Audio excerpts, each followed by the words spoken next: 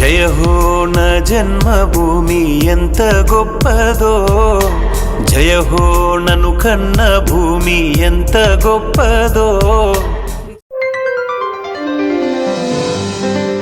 నమస్తే, welcome to YoYo TV. Telangana రాష్ట్రంలో CM Revanth దూకుడును బీఆర్ఎస్ అందుకోలేకపోతోందా అంటే అవుననే సమాధానం వినిపిస్తోంది. ఎందుకంటే కారు పార్టీ నాయకుల నుంచి అలా ఓ విమర్శ వచ్చిందంటే చాలు మళ్ళీ వాళ్ళు మాట్లాడకుండా చేతలతో సమాధానం చెప్తారు.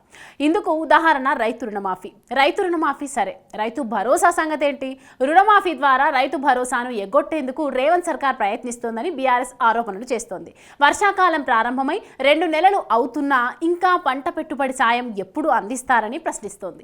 ఈ క్రమంలోనే సీఎం రేవంత్ రెడ్డి కీలక ప్రకటన చేశారు. రాష్ట్రంలో అర్హులైన రైతులందరికీ రైతు భరోసా అందిస్తామని, ఇందుకు సంబంధించిన విధి విధానాలను ప్రభుత్వ అధికారులు తయారు చేస్తున్నారని, ప్రణాళిక సిద్ధం కాగానే రైతు భరోసా అందిస్తామని రేవంత్ స్పష్టం చేశారు.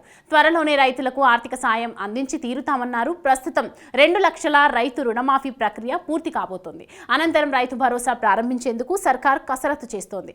ఇన్నాళ్ళు బీఆర్ఎస్ కు ప్రధానమైన ఓటు బ్యాంకుగా ఉన్న రైతాంగం 2 లక్షల రుణమాఫీతో కాంగ్రెస్ వైపు టర్న్ అవుతోంది. ఇప్పుడు రైతు భరోసా కూడా పూర్తి చేస్తే బీఆర్ఎస్ ఓటు బ్యాంకు పూర్తిగా కాంగ్రెస్ వైపు షిఫ్ట్ అవుతుందన్న ఆలోచనతో సర్కార్ ఉన్నట్లు తెలుస్తోంది. ఇప్పటికే స్థానిక సంస్థల ఎన్నికలకు సర్కార్ ప్రిపేర్ అవుతోంది. ఆలోపే రైతు భరోసాపై విధి విధానాలు ఖరారు అయితే రైతుల ఖాతాలో నగదు జమ చేసి ఎన్నికలకు వెళ్తే ఇక కాంగ్రెస్ కు తిరుగు ఉండదని, బీఆర్ఎస్ ను పునాదుల నుంచి పెకిలించినట్లు అవుతుందన్న ఆలోచనతో ఉన్నట్లుగా కనిపిస్తోంది. ఇప్పటికే జాబ్ క్యాలెండర్ ప్రకటించి నిరుద్యోగుల అసంతృప్తిని కూడా తగ్గించారు. మహిళల్లో కూడా ఉచిత బస్సు ప్రయాణం పట్ల సానుకూలత ఉంది. ప్రధాన ఓటు బ్యాంకుగా ఉండే యువత, మహిళలు, రైతులను కాంగ్రెస్ వైపు మళ్లించుకోవడంలో రేవంత్ సక్సెస్ అయ్యారు. మిగతా హామీలు కూడా నెరవేరిస్తే మంత్రి కోమటిరెడ్డి వెంకటరెడ్డి చెప్పినట్లు మరో 10 ఏళ్లు రేవంత్ సీఎం.